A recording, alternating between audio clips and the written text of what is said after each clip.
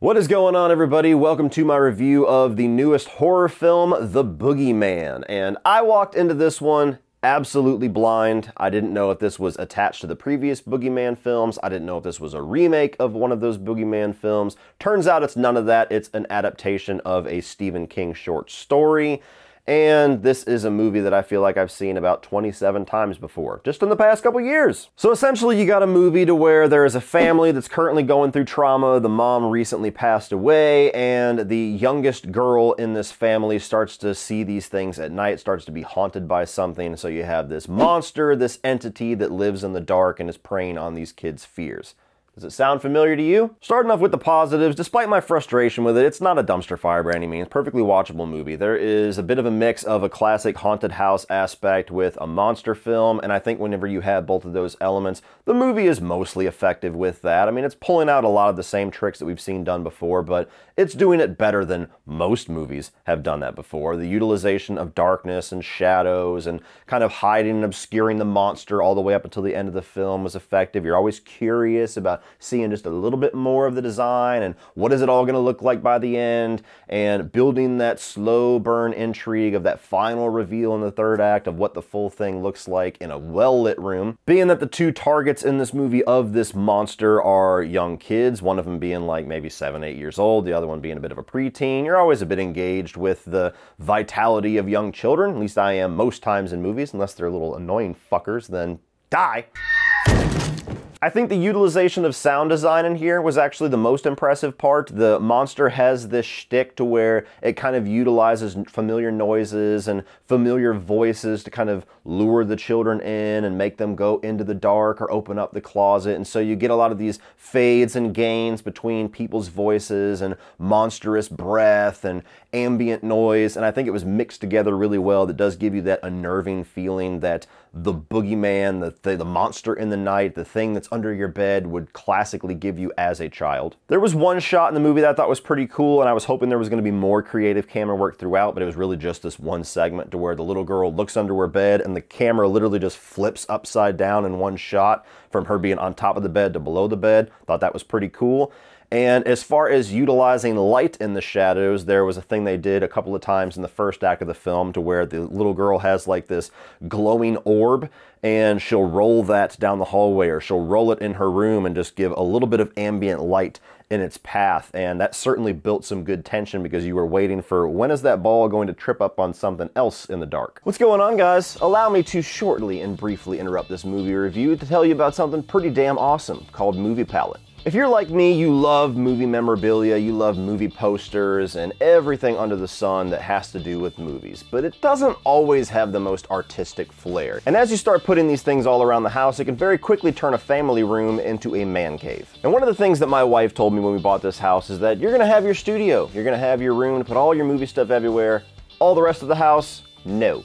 But little does she know that the newest piece of art that I picked up is actually a movie poster in disguise. While you might not recognize it from the naked eye, this is actually John Carpenter's The Thing. See, what Movie Palette does is it creates an art canvas using all of the different average colors of every single scene in chronological order of all of your favorite movies. So from start to finish, this is the greatest horror movie of all time. And not only does Movie Palette allow me to break up the look of my room a bit more with something with a touch more artistic flair, but it also lets me bleed my movie memorabilia out into the rest of the house right underneath my wife's nose. So if you're interested in checking out Movie Palette and getting an art canvas of your favorite films, go to moviepalette.com or click the link down in the video description below, and be sure to use my exclusive discount code LEACH15 to get 15% off anything on the website. And with that being said, thank you Movie Palette for allowing me to continue to represent my favorite horror film, and now, back to The Boogeyman.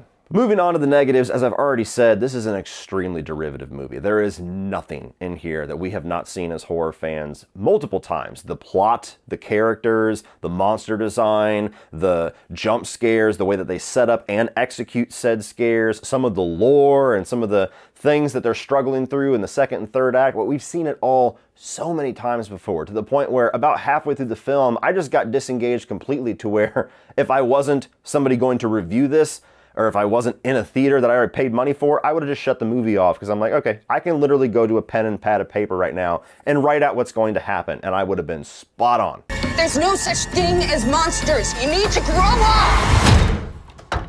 I'm serious, Sawyer. I need to be alone. Narratively, as far as character arcs, I didn't feel like anything strong was done here. You have a father and two daughters that are going through this recent loss, and none of that really ties in all that much to the struggle they're going through with this monster. In a well-written script, you would see some of the internal struggles of characters kind of mirroring this external struggle that they're going for, and as they overcome one, if they do in fact overcome it, typically they overcome the other one as well because they kind of fuse together in some kind of thematic synergy. You don't get anything like that here. You have the initial trauma just to explain why there's not a mom there and why this teenage girl is moody as fuck.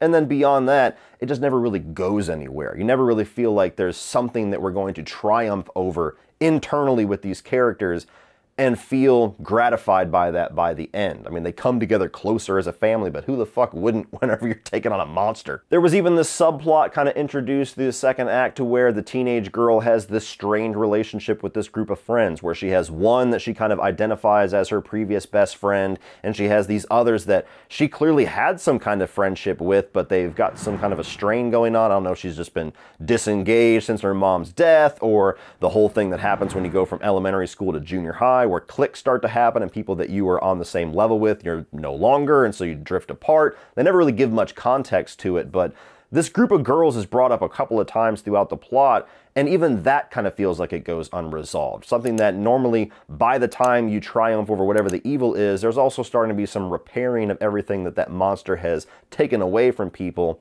And again, just felt like it was left in the wind. Sweetheart, let me handle it. But my God, the biggest frustration that I had with this movie, which is something that people have brought up in other haunted house movies before, but it's never really annoyed me anywhere near the level that this one did. You have this whole element that's brought in that they discovered that the monster survives in the dark. It doesn't like the light. And every time they're in a dark room, they can see or hear the monster. They're in some kind of impending danger.